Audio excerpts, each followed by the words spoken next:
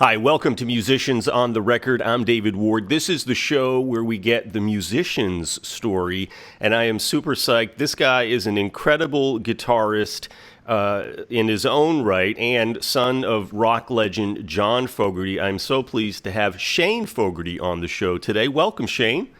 Thank you, David. It's good to be here. I'm really glad to have you here. You're in L.A. today, correct? Yeah, sunny L.A. It's hot. Sunny L.A. Excellent. We're in the MOTR Studios in Portland, Maine. Wherever you're watching from in the world, let us know where you're watching from and get your questions in for Shane about his music story, about his dad, playing with his dad. We're going to talk all about that kind of stuff today, and we'd love to have you with us. Subscribe and follow the show. So Shane, my wife and I just saw you guys at Rock Row in Westbrook, Maine, a few weeks ago. Thank you for the show. It was just amazing. And you're on a little bit of a break. You finished up at where the original Woodstock happened, yes. Right? So that was the last show. Yeah, I got to start with that. And I know you weren't there for the first one, but what was that like to be there, be with your dad, and all of that comes with that? I think it turned out really awesome because they didn't try to do that big festival or do any crazy, with Jay-Z and Miley Cyrus and have like hundreds of thousands of people there. It was pretty, there were a lot of people, but it was pretty low key. And it seemed like everyone was enjoying themselves. There was no craziness from like too many cars or too many people and lines. Like it just seemed like a really relaxed and successful weekend. Amazing. And I know your dad tells the famous story of when he and CCR went up on stage, everybody, so many people were asleep, and the guy way out in the back were people awake for your performance this time? They were awake. There was a rainstorm, actually, that delayed the show for like an hour or two. Yeah. Wow. So we were scared, like, uh-oh, are the Grateful Dead going to show up now? And, of course, that happened after Joe Cocker's infamous set back in the day in '69 at Woodstock. Legendary. Did you talk with your dad about what that meant to him being back there 50 years after? He was thinking about it, I think, the whole leg of the tour. That was like the concluding show, and we're doing the whole Woodstock tribute. I think it was like, in a way, he's like, this is my shot again. We're going to play at a decent hour. Everyone's going to be awake. Right. We're going to have good sound. We're going to have good light. We're going to have the whole shebang, and it'll be, a good thing. And I think he was excited that it didn't, it went off pretty well. There were no big mistakes or anything. So that's fantastic. I love that thinking of he got a mulligan despite the rain. Yeah, right. Despite the rain, but he got a second shot at playing, even though it wasn't officially Woodstock. Woodstock again. That's incredible. And now I want to say, whether you were with your dad or not, when I saw you perform at Rock Row, you killed it, and you were scorching on guitar. Tell me a little bit about your story and when you first started playing and how that came about. Yeah. I think I seriously started playing when I was like 12. I think when I was 7, Tyler and I had saw a guitar in a guitar store, like a little kid-sized one, and pointed to my dad like, we want them. Right. And we brought them home, plugged them in once, and forgot about them. We started skateboarding, doing all that. But yeah, I think I was 12 when I started getting lessons, guitar, learning Green Day and The Offspring and stuff like that. And then started getting into AC/DC, Led Zeppelin, Cream, Hendrix, all the classic stuff. Yes. So yeah, I just kind of started with that, had a band in high school, started writing songs with Tyler and starting that. So that's kind of how I started. That's fantastic. You talked about playing some Hendrix. Do you mind if I play a little bit of? Let me see if I can find it here. You killed it during your solo. Well, let me see if I have it here. Actually, here we go. This is you at Rock Row in Westbrook, Maine, playing the Star Spangled Banner, Jimi Hendrix.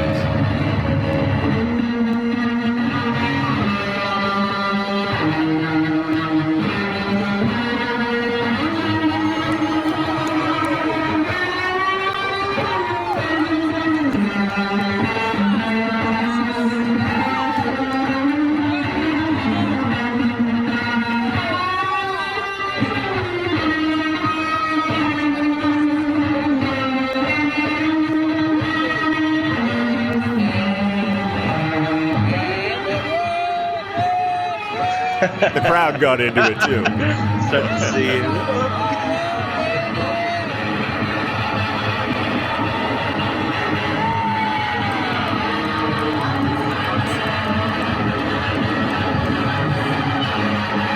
All right, I won't play the whole clip, but I had to get some of the distortion in as well. It was fantastic.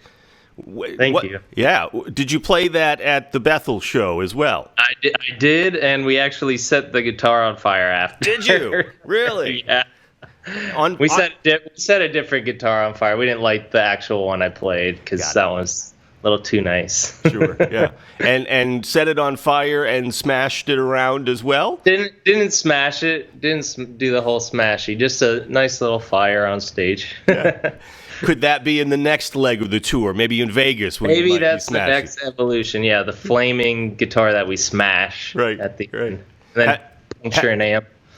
Have you ever had the pleasure of smashing? I mean, that would be heartbreaking a little bit. Yeah, right? I was already hesitant to do the flaming things, the flaming guitar, but then we got a substitute, so we're like, okay, we can beat this one up. Right. Yeah, maybe. Yeah. I don't know. I don't like to destroy nice instruments. I know, they're beautiful, right? And they're not cheap. And Gibson had a whole pile in the trash. Maybe you could have gotten one of those, right? Gosh, yeah. Or one of the Rickenbackers that Pete Townsend destroyed in the early Who years. Right. Yeah, exactly. So, in addition to your dad, talk a little bit about some of those guitar influences for you, Shane. Who inspired you musically? I think number one at a younger age was Jimmy Page. Like all his playing, but also all his riffs and his arrangements. Like hearing that Black Dog had like 11 guitar tracks or something crazy like that on it. Yeah. I'm like, wow, how does he make it sound so like, unified and heavy? It doesn't sound like a mess. It sounds really nice. And then all the acoustic stuff like on Zeppelin 3, loved all the acoustic guitar stuff. And he brings up like Roy Harper.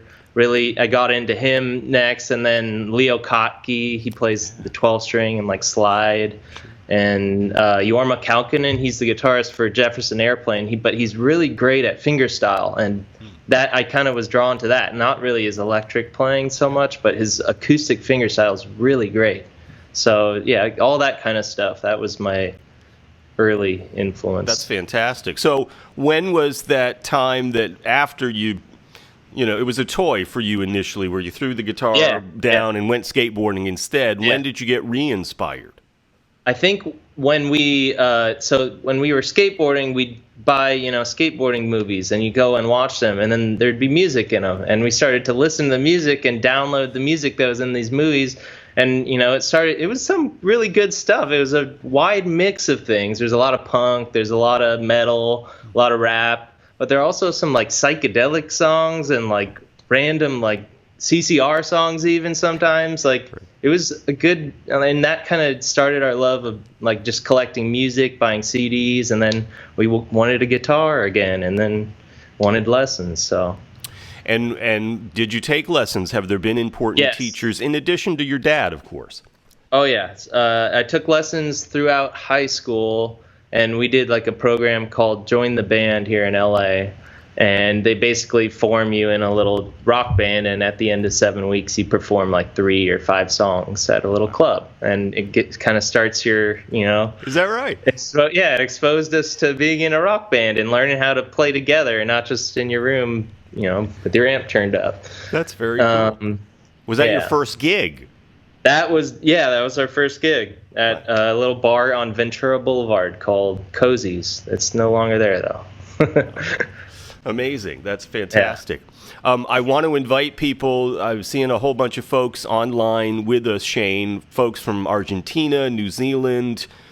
Get your questions in for Shane.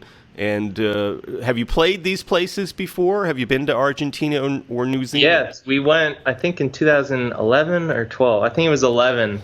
That was the only time I've been, and I've been wanting to go back, but I guess we haven't got any offers or anything. We really want to go back to South America, though. We had a really great time there. Sounds beautiful.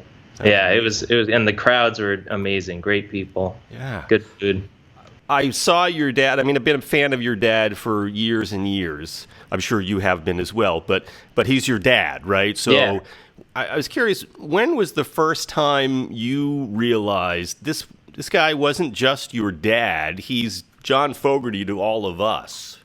When was that moment? Do you remember?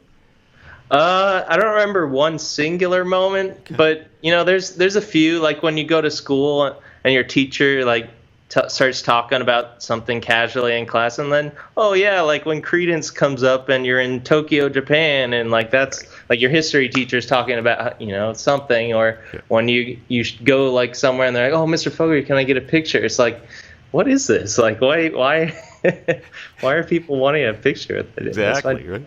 But then you go to the concert, you see all those people, and you hear the sounds and see the sights and smell the funny concert smells, and it's a whole thing. It's a whole thing. And we all go through a time when our parents are just not cool, right? Yeah. What was that time for you? Where like, did you not even like the music? What was your process with all that? Probably the skateboard in high school years, kind of rebellious. I like punk rock. I don't like, old bands. Right. Well, and each generation feels that way too, right? Yeah. When did that shift for you where you actually appreciated of like, oh, wow, Dad? I think the more I started becoming, interested and obsessed with guitar, I started appreciating, the classics, because you can't not play that. And right. It just feels too good. And he made a comment at the show, which I thought was very cool. He was talking about and he was killing it as well. And his energy, your dad is in his early 70s. Yeah. I hope I have half as much energy. I hope I do too. It's incredible. I don't know where he gets it from. Yeah, he's like a little kid up there. It's amazing. It energizes him. Yeah. He loves to play. He really does. He made a comment about the finger tapping years before Eddie Van Halen got in the game. No. He had put a humbucking pickup in his Rickenbacker. Thank you. And I guess Eddie had done a similar thing, changing the pickups up on a Strat or something. Got it. For the humbucker. Because it's fatter. That's what's in a Les Paul or something. Okay, cool. That's a good clarification. Yeah, he did that to his Acme. That's what he was talking about. Okay, got it. Some questions from the crowd that's watching all over the world here. Ireland, Serbia. Robert Franklin asking, what's your favorite CCR song to play? It might be tough to get just one, but what are some of them? Ooh. Ramble Tamble's one of the top. That one's so much fun to play because it's kind of like a jam in the middle, but there's upbeat sections, and there's just love that song live. It's a lot of fun. I think it's exciting too. Chuglin's fun. Because the fire and solos and Kenny. Right. I mean, the whole show is great, but those two are standouts. Those are high energy. Yeah, check those out. Can we talk about, you mentioned Kenny Aronoff, amazing, legendary drummer. What's it like? I mean, you're obviously playing with your dad, but you get to play with Kenny Aronoff every night too. What's that like? It's insane. Like it's such good practice too for me to be up there every night and have that machine back there just slamming away. Right. That's Kenny. That's good old Kenny. It's insane the amount of musicianship and just power he has on the drums. He's a great guy, really funny, really friendly. Yeah. And he's awesome. He makes it look so easy. I was watching him because I'm a drummer as well. He's a pro. He's incredible, right? And just so smooth. Oh yeah. Tell me what it's like being on tour. The highlights, the challenges. Being on tour, okay. It's kind of like being in a tube all the time. You go from the plane to the car to either the hotel or the dressing room or the sound check, and you wait around until you got to play. And when you get to play, that's the best part. That's the part that's not working. You're playing, and it's awesome.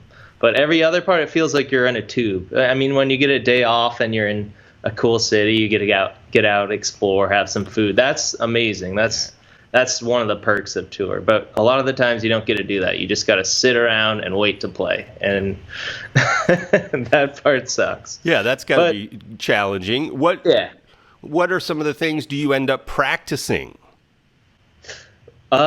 Reading a lot. I read a lot. Okay. Write a lot. Think about lyrics and stuff, music ideas. A lot of listening to music. It's just a lot of just kind of sitting and waiting.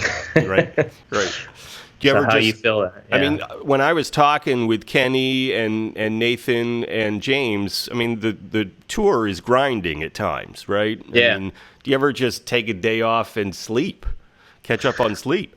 Sometimes, not a whole day. I'd feel bad about myself if I did that. But yeah, definitely there's some days where I'll wake up a little later and kind of hang around the hotel and not really want to go out and explore. Sometimes you're not in the mood. Right. Even if you're in Paris or somewhere amazing, it's like, I got to get out here. I got to get up. But sometimes you just can't do it. Right. Absolutely. Yeah. So talk a little bit about how you would describe your playing as far as guitar goes, or do you play other instruments as well? I do play other instruments. I have a Wurlitzer that I love to play. That's what I kind of write on. But yeah, I kind of like to get my hands on it, a little bit of everything. But when I have an acoustic guitar, it'll definitely be more fingerpicky and kind of inspired by Yorma or, Chet Atkins. I love that stuff. But electrically, I'd say it's like maybe a mesh between like maybe Hendrix, Bloomfield, Jimmy Page, I don't know, maybe a little Jack White. I don't know. There's maybe it's kind of sloppy sometimes, but it's passionate and a little aggressive vibrato. I don't know. I loved it. I That's thought, my best guess. I thought you were great. And if you don't mind, can I play another clip? This is about 58 seconds here. Yeah. This is a clip my wife and I took of you and you and your dad are going back and forth, trading a little bit at the end of a song. Let's check this out.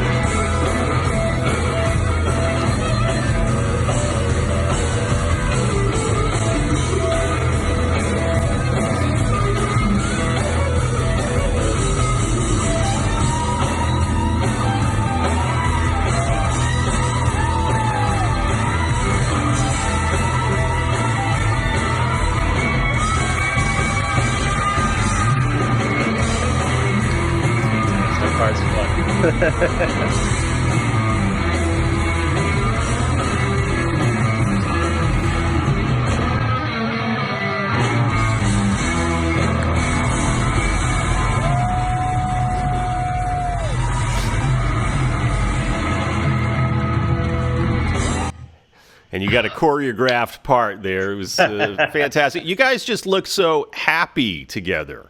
Yeah, it's too much fun up there. That's great. What's it like? Sorry, please go ahead. No, it's hard to put in words. It just feels awesome. It's incredible. What's it like you're playing huge shows at this point. The crowd, everybody, including my wife and I, just singing along to these iconic songs that make people so happy. Do you ever just sort of step back and look at that and kind of go, holy cow, people love this music? Oh, yeah. Yeah, when you hear the crowd singing the words over the music, it's like, whoa, like that's a song, man. Right. Exactly, yeah. What have you talked with your dad about? CCR was only together for a short number of years. It wasn't like it's the Stones and a 50-year-old band, but they made some iconic songs. What have you learned from your dad about songwriting? I think one major thing is being simple and keeping things, keep it a simple story. Make it a story, make it simple, and keep it, rich with, make it a story. Don't just, write random words and have it, convey something, but keep it simple. And that's hard for a lot of people, to keep it simple. Sure. And sometimes it can come off as basic or kind of cheesy or something, but a good song is a good song. You bet. That's right. Yeah, it doesn't have to be in 13/9 or whatever time. It's like 4/4 is good. These are songs that are solid foundation. Yeah, they live in our souls. So, I'm sure you get asked all the time about your dad, obviously, and rightfully so. I was curious, though, about what role has your mom played in your music? In my music or in my dad's music? Because both.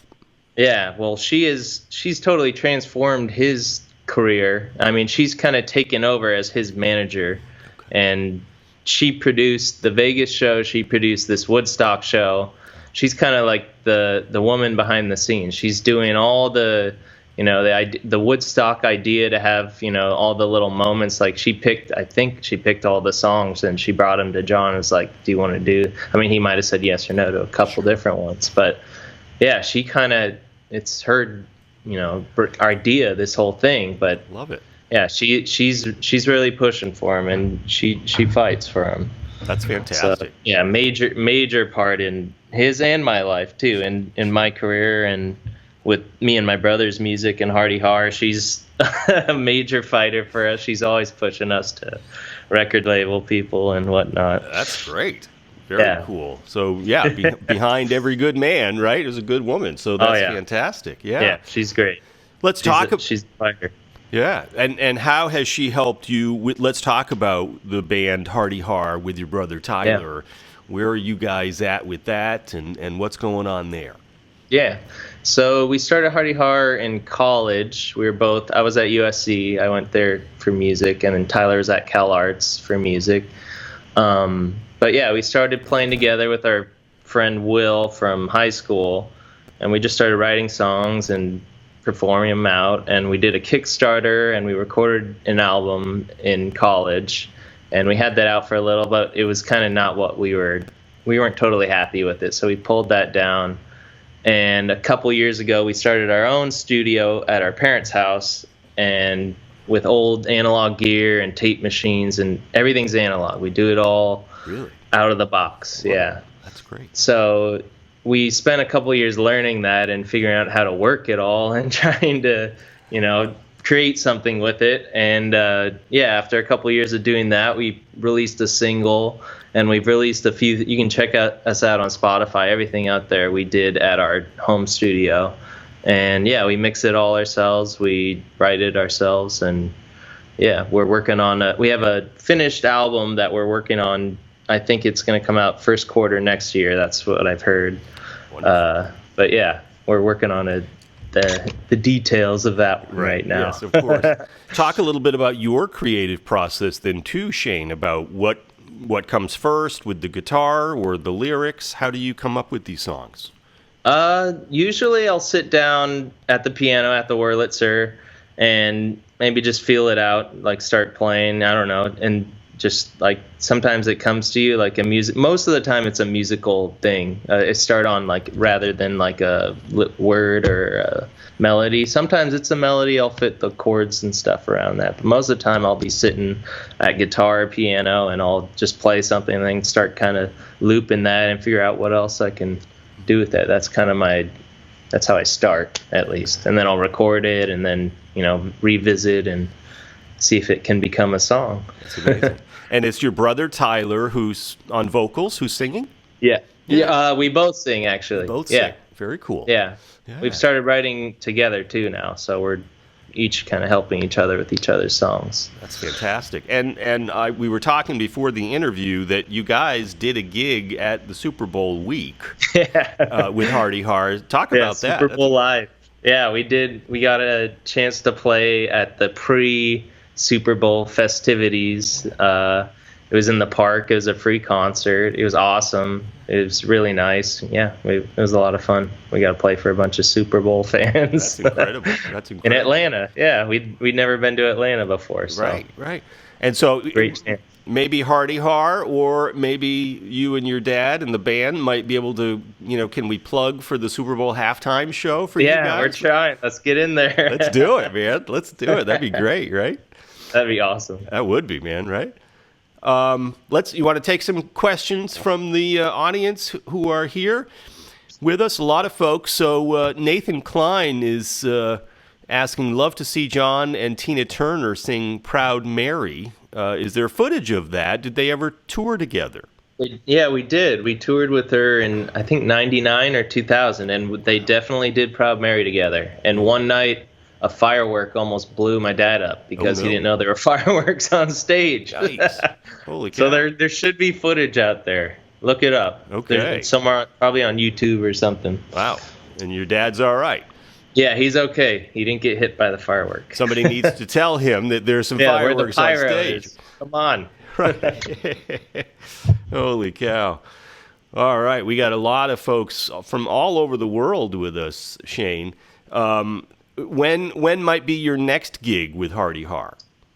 Next Hearty Har, there's none planned right now. Okay. Yeah, I think we're going to be quiet until the new year. Okay. We're definitely going to be at South by Southwest, but that's in a while. But Okay. yeah, just stay tuned. Yeah. We'll have some news on our pages. Okay. Excellent.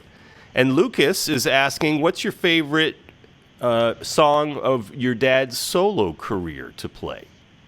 Oh, good one. You know what? One that we haven't played in a long time. Coming Down the Road. It was kind of a B-side, not really a major single, but yeah, that one's a lot of fun. That's a cool song. Yeah. I would like to do that one again. And is your dad, are you guys working on, I mean, obviously these iconic songs, are you guys working on new material? Yeah, we've started writing in his studio. Wow. We haven't recorded much yet, so yeah, I'm not sure when that's going to begin. Hopefully soon. I can't say for sure though. Okay. But yes, we have started writing together. That's very cool. And is that you and your dad and Tyler, all yes. writing Yeah, together? all three. And all three. All three. And am I leaving out any, and I know we talked about your mom, am I leaving out any other of the talented Fogerty family? Is there anybody else here? Our little sister Kelsey, she's coming up. She's about to she just started her senior year at high school, but yeah, she's a little strummer too, so watch out for her. Wow, man. And I heard a dog in the background. I don't know if they're on bass or anything or whatever. That's Violet Rose. Violet Rose. I love it, man. Banjo over here. And my parents' dog is Creedence, so. Of course. And they're all golden retrievers. They're crazy. It's awesome. Max is asking, and I know the answer to this, but are you touring in Vegas next year? Actually going to be this year, right? This year, yes. And I think next year, too. I don't know if they've announced anything yet. But yes, I can't say 100% sure, but I'm 99% sure, yes. Yeah. And talk a little bit about the rest of this year, Shane, that's coming up for you guys. Yeah, this year, I think we're doing Telluride. We've got the Kentucky Bourbon Festival with the Foo Fighters and a bunch of other people. It's going to be a fun one. I'm looking forward to that. I think we're going to Canada in October, and we got a few other gigs sprinkled out throughout. And yeah, probably Vegas next year. Not sure what else yet, though. That's as far as I know. What have been some highlights since you have been on tour with your dad of like some iconic places that you've gotten to play, some mind-blowing moments that you go, wow, here I am? Yeah. Hollywood Bowl was one of them. Yeah. That was insane. Yeah. Because that's our hometown, so right. That felt really awesome. Yeah. Radio City's really cool, too. Yeah. That's a great theater. You guys just played there, right? Yeah, it's so beautiful in there. It's amazing. There's a place in Sweden called Dalhalla. It's at the bottom of a rock quarry. Wow. And yeah, it's like deep down in this pit, but it's so beautiful and like turquoise green water and like a big amphitheater set up. It's It's really nice. It's a little cold, but beautiful. That was one of my favorite venues. And are people swimming in the quarry while you guys are rocking out? They weren't swimming this time. No. Maybe if it was hotter. If it was hotter out, maybe some people might jump in. Okay, got it. Yeah. Is there a place or places that you haven't played yet that you want to play on your bucket list? I'd want to get back to some more festivals. I know when I was younger, we went to Glastonbury. I don't think I played with my dad, but he performed. But I'd like to get back to Glastonbury. That's a crazy festival. Yeah. It's huge. Sounds it. Yeah, South America. I mean, I want to go back there. Japan, we've been there for the Fuji Rock Festival, but I didn't get to go. I was in college. So, I'd love to go to Japan and play over there. That'd be cool. I mean, obviously, your dad has had other guitar players, and there was a time when you said, I'd rather be skateboarding or whatever. Yeah. When was it that you said to your dad, okay, I want this gig, and what was your first official gig playing with your dad? The first time I played, I think I was 14 or 15, and I only did 2 songs, and Tyler did 2. I think we did Down on the Corner, and I played the riff to Up Around the Bend. Yeah. And that was a big deal at 14. Yeah. Sure, 14. Where was that? Yeah.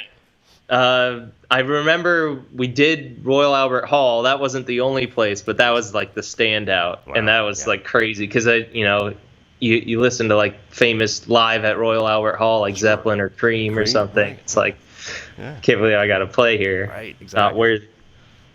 You must have been nervous at 14, right? Yeah. Oh yeah. I don't think I looked up really. Sure, right? Yeah, exactly. Make sure the fingers are on the notes, right? Yeah. Yeah. What's it like now? Are there ever nerves before the show now? And if so, how do you deal with that? Not too much. I mean, it's more just exciting, like excitement, ready to go on and play. I don't like waiting around a long time before playing. That's the thing. Not really nerves, so no. Do you guys have any pre-show rituals that you do as a band before you go out? Not all together. Not really. No, not with Johnny. Yeah. Okay. It's just everybody kind of does their own thing. Yeah. It's just sort of let's go, huh? Yeah. Showtime. Right. Yeah. Showtime. The video starts. Yeah. What are you practicing these days on guitar, Shane, as far as continuing to build up your chops? Guitar-wise, I'm really working on just becoming better at just like knowing the whole neck. Like you get yourself into patterns and stuff. Like I'm just trying to work outside of the box, I guess, for what I'm doing. Like try to do some more unusual stuff. And I'm always just trying to write songs on it too, more so than practice tapping or anything. Yeah. What inspires you? What kind of stories reach your heart and that you start playing into guitar? Well, when I see somebody who's really good, that's usually okay. Somebody like Blake Mills or Joey Landreth's really crazy. The guitarist of the band Khruangbin, they're a new instrumental kind of band. He's amazing. It's kind of psychedelic 60s, kind of jazzy, kind of funky. Love it. It's really cool. Yeah. Yeah, and if folks don't know that, look those names up. I'm sure they're on Google. Someone was asking, Shane, what are your favorite football and baseball teams? And we were talking about the Super Bowl. Oh boy, I'm gonna say baseball just because I'm from LA, the Dodgers. I really hope they can do better this year. I really hope they go all the way. Yeah. Football, I don't really have any stakes. I went to USC, so I rooted for them, but they've been very disappointing for a while now. Right. So I don't know. No football. No football. But Dodgers. My heart's for the Dodgers. Okay. And they're doing pretty well this year, right? You never know, right? Lou Kinsbury's asking, any plans to come to Florida? Probably. I'd have to look at the schedule. We're always going to Florida, though. I'm sure we'll be back soon. Yeah. I don't know. You probably don't even have a setup, but Terry is asking, can you play a bit? Yeah, I don't have that set up. Don't have sorry. that set up. No problem. Yeah, I don't want to. Yeah. I get it. Actually, let me play another clip if I could here. This is going up around the bend. Let's take a listen and look at this. You and your dad playing at Rock Road, Westbrook, Maine.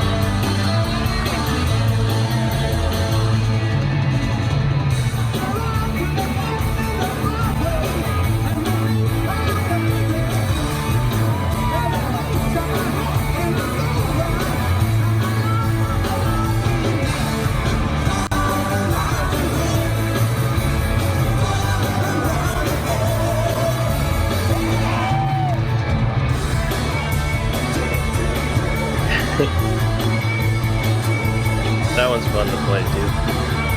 It's such a great song, so iconic. And you got Kenny bashing away. Your dad just running across the stage.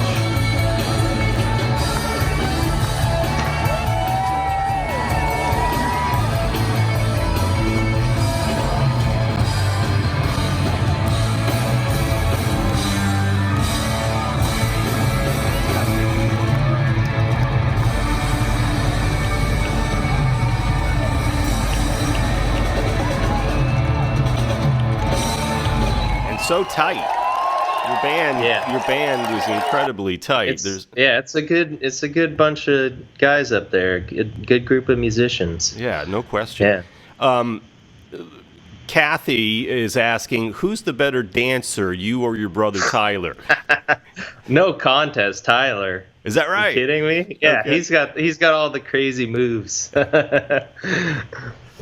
And now you played the whole show with your dad. We only saw your brother for a song or two. Yeah. Say a little bit about that. And he came in and he sang. Yeah, he kind of just visits in, and he's not really a full-time guy. He just kind of likes to come in and sing a song. Okay, he was great. Yeah, he's got a hell of a voice. Yeah, he really does. Yeah. And that's just his choice, or we need to get him on the stage more, right? Yeah, I don't think he wants to. I think he likes to come in and duck out when he's ready. A guest spot, right? A very special feature guest spot, right? Amazing. Have you and your dad talked about, I mean, obviously, doesn't look like John is slowing down at all, the energy of a 25-year-old. Has he talked about how long he wants to do this? I don't think he wants to stop. So, yeah. and in another 5 or 10 years, let's sort of just, I know this is play pretend here, but forecast down the road. 10 years from now, where would you like your music to be? Oh, I'd like it to be more out there, definitely. Yeah. More music, too, and hopefully by 10 years down the road. Right. Yeah, you'll hopefully be hearing Hearty Har out there, and we'll have a few albums under our belt by then. That'd be great. Tell me the origin of the name Hearty Har. Where did it come from? What does it mean?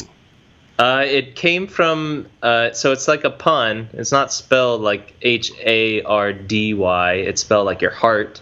Like your heart, it's a Hearty Har. It's a full. Love it. But yeah, Tyler made it up. He made it up after we saw Bruce Springsteen in Hyde Park, and we had witnessed him and his whole band like gather around in a little huddle before they went on, and they just sang this little song. I forget what it was. It was like a little folk song, and it was awesome. It was just like this hearty moment. It just felt like a good, and so Tyler like kind of came up with that after he just, the word came to him, and he wanted to have it kind of be a pun, so he spelled it like hearty, like, filling or soulful. Yeah, that's fantastic. So that's where that came from. That's very cool. I mean, obviously, with your dad of opening so many doors, getting to meet, Bruce and all. Who are some of the folks, your other musical heroes, who you've been able to meet? Yeah, Bruce is a big one. We see him somewhat often. Brad Paisley, we see semi-regularly. My dad's obsessed with his guitar playing. He's great. He wants to be Brad. Is that right? Yeah, he wants to. He wants those chops. Yeah. Yeah, I mean, my dad's he's alone. He keeps to himself. He doesn't really hang out with a bunch of old rockers and have them over a lot. But yeah, we'll see those people every now and then. Dave Grohl, he's been over at the house a couple times. Another amazing musician. Yeah. Yeah, and a cool family dude. Yes. Yeah, and a pretty genius musician, playing drums and guitar, and now learning piano, right? So, yeah. Lucas is asking, have you written a song with your dad? And I'm curious, if so, what was the first song you wrote with him? We haven't released any of the songs that we've written together. So yeah, those are to be released. To be released. Okay. Yeah, on his next thing. So. All right, that's great. But that is going to happen. Yes, it is happening. Yeah, amazing. Excellent. How do you take care of yourself? You talked about some of the challenges on the road. Shane, how do you take care of yourself on the road? I like to drink kombucha a lot. That's my my life source. Okay. I brew my own at home. Is that right? But that's with the Kobe and everything? SCOBY or Kobe? Yeah. Yeah, the SCOBY. Yeah, SCOBY, I got yes. the SCOBY in my closet. But yeah, I drink that. I don't know if that does anything. I feel it makes me feel a little better about myself. Sure. It's supposed to be good for your stomach. Exactly. Yeah, just try not to eat too much. Try to walk around, get those steps in. Salads.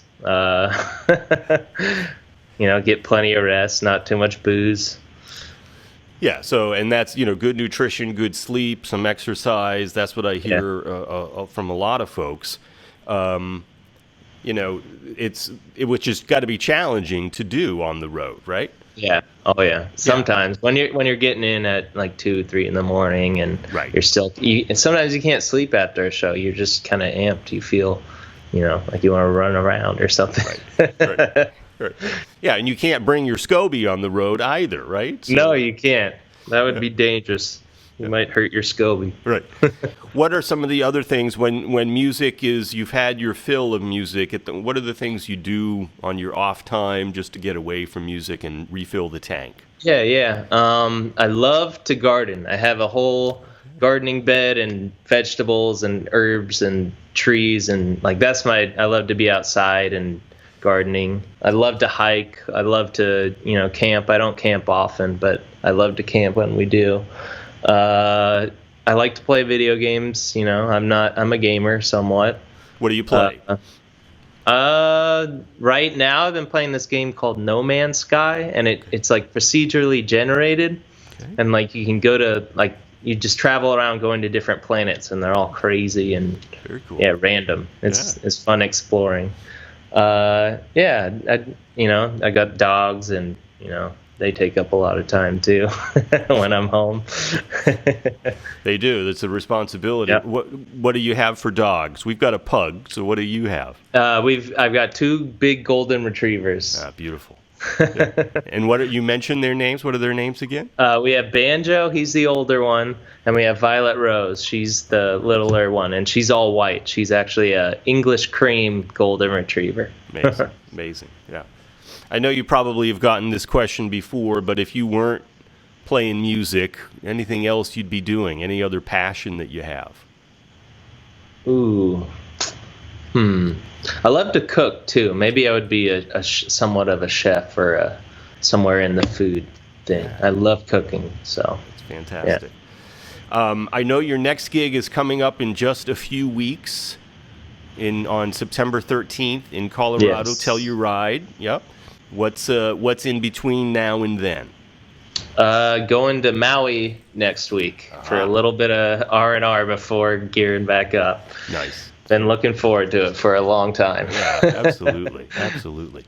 Fantastic. Yeah, because you've been busy and on the road. So I was curious about the rest of the band. Can we give them some love as well? Obviously, we talked about your dad and Kenny. I'm having the pleasure of interviewing Bob Malone, killer keyboardist, pianist tomorrow. This was like a 60s show when we saw it. Who else is in the band?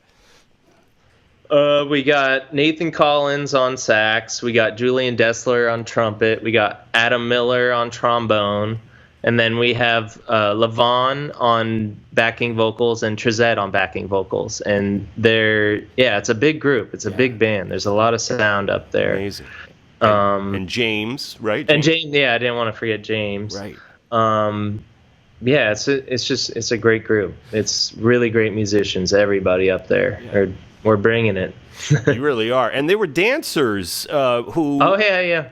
Now, are these part of the band, too. the dancers? Yeah. So we have Brandon. He's the male dancer, and we got him in Vegas. He dances for the Osmond show. And so he started dancing in Vegas for our Vegas show, and my mom wanted to bring it on the road, so he's been on the road with us. And then we also have Laura Esgro, who's my brother's girlfriend. Wow, that's incredible. She's dancing, so. Yeah. At the moment, I imagine you're having a collection coming up together. What's your go-to favorite guitar right now? Ooh, right now, I call it the Banana Strat. It's yellow, kind of putrid yellow. I think it was repainted too, but it's from 1966. It's a Stratocaster, and it's amazing. It feels really nice to play. It sounds even better. Yeah, it's beautiful. Did you play that at the show at Rockwell? Yeah. I remember that. It's great.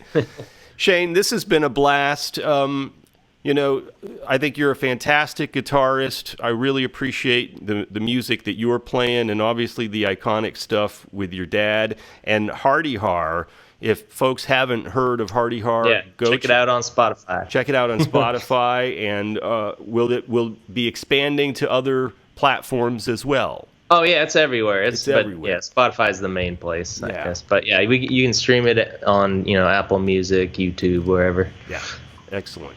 It has been a pleasure. For folks who've been with us live in the feed, thanks for your comments and your questions. Folks from all over the world, if you're watching this in the replay, get your questions in for Shane and your comments. We'll do our best to get back to you and all that. Follow Musicians on the Record.